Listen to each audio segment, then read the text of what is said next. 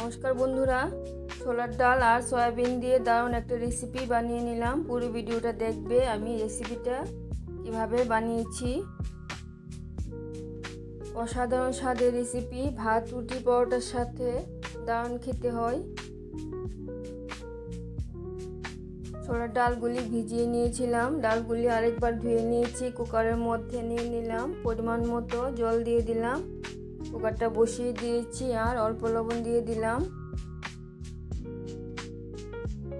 ডালের ফ্যানগুলি কেটে দিয়ে ডালের মধ্যে সামান্য হলুদ দিয়ে দুটো সিটি দিয়ে নেব।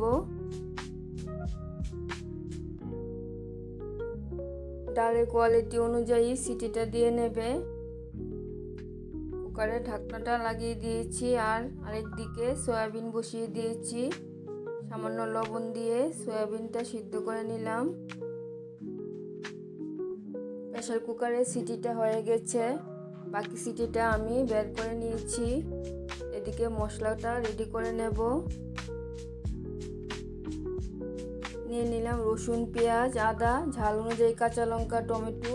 কাঁচা লঙ্কাটা আলাদা থেতো করে নিয়েছি আর রসুন আদাটা আলাদা থেতো করে নিয়েছি। সয়াবিনটা ঠান্ডা জল দিয়ে আরেকবার ধুয়ে নিয়েছি, এখন ভালো করে চিপে নেব। সয়াবিনগুলি ভালো করে চিপে নিয়ে নিলাম। সামান্য হলুদ আর লবণ দিয়ে মেখে ভেজে নেব। এখন কড়াইটা বসিয়ে দিয়েছি, কড়াইয়ের মধ্যে একটু বেশি করে সরিষার তেল দিয়ে দিলাম। রেসিপিটা আজকে একটু স্পাইসি বানাবো, তাই তেলটা একটু বেশি দিয়ে দিলাম। তেলটা গরম হয়ে গেছে, সয়াবিনগুলি দিয়ে দিলাম। সয়াবিনগুলি হালকা লাল লাল করে ভেজে নিয়েছি, এখন তুলে নেব। এখন কড়াইয়ের মধ্যে আরো কিছুটা সরিষার তেল দিয়ে দিলাম। তেলটা গরম হয়ে গেলে ফোড়নে দিয়ে দেব 5 ফোড়ন, শুকনো লঙ্কা, তেজপাতা, এলাচ, দারচিনি। তোমরা যদি লবঙ্গ দিতে চাও তাহলে দিয়ে দেবে। ফোড়নটা হালকা ভেজে নিচ্ছি। ফোড়নটা ভাজা হয়ে গেছে, পেঁয়াজটা দিয়ে দিলাম। এখানে আমি 4টে মিডিয়াম সাইজের পেঁয়াজ কুচি করে কেটে নিয়েছি। পেঁয়াজটা হালকা ভেজে নিয়েছি, এখন আদা রসুনটা দিয়ে দেব।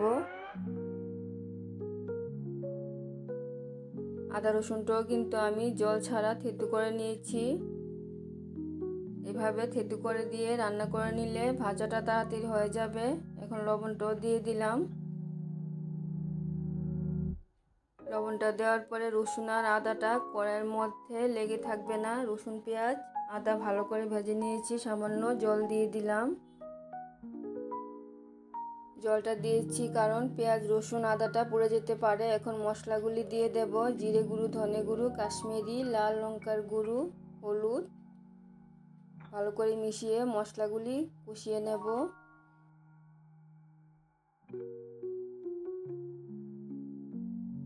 মশলাগুলি কিছুটা কষিয়ে নিয়েছি, এখন আরো জল দিয়ে দিলাম। জলটা দিয়ে মশলাটা আরো ভালো করে কষিয়ে নেব। থেতু করে রাখা কাঁচা লঙ্কাটাও দিয়ে দিলাম। মশলাগুলি খুব ভালো করে কষানো হয়ে গেছে, এখন টমেটোটা দিয়ে দিলাম।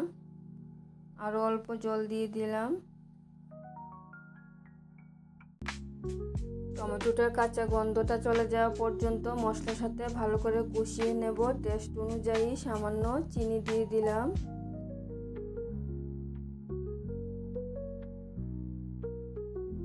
টমেটোটাও গলে গেছে, ভালো করে কষানো হয়ে গেছে। এখন দিয়ে দেব ভেজে রাখা সয়াবিনগুলি। সয়াবিনটা মশলার সাথে 1-2 মিনিটের মতো কষিয়ে নেব। ডালটা দেখো এরকম সিদ্ধ হয়েছে। ডালটা খুব ভালো করে সিদ্ধ হয়েছে, একদম ভেঙে যায়নি। সয়াবিনটা মশলার সাথে কষানো হয়ে গেছে, এখন সিদ্ধ করে রাখা ছোলার ডালটা দিয়ে দিলাম। এখন জলের প্রয়োজন হলে একদম গরম জল ব্যবহার করতে হবে। আমি কিছুটা গরম জল দিয়ে দিচ্ছি। আর কতটুকু পাতলা বা ঘন রাখবে, তোমাদের প্রয়োজন অনুযায়ী রেখে দেবে। আমি এরকম রেখেছি, বেশি ঘন আর বেশি পাতলাও না। আরও কিছুটা লবণ প্রয়োজন হলো, লবণটা দিয়ে দিলাম। ভালো করে ফুটিয়ে নিচ্ছি। এরকম রেসিপি থাকলে মাছ মাংস কিছুই লাগবে না। রান্নাটাও একদম হয়ে আসছে। এখন গরম মশলা গুঁড়োটা দিয়ে দিলাম। তাছাড়া তোমরা যদি কাসুরি মেথি দিতে চাও তাহলে দিয়ে দেবে। দারুণ টেস্টি ছোলার ডাল সয়াবিনের রেসিপি, অসাধারণ স্বাদের। রেসিপিটা একবার হলো আপনারা বানিয়ে খেয়ে দেখবেন। ধন্যবাদ।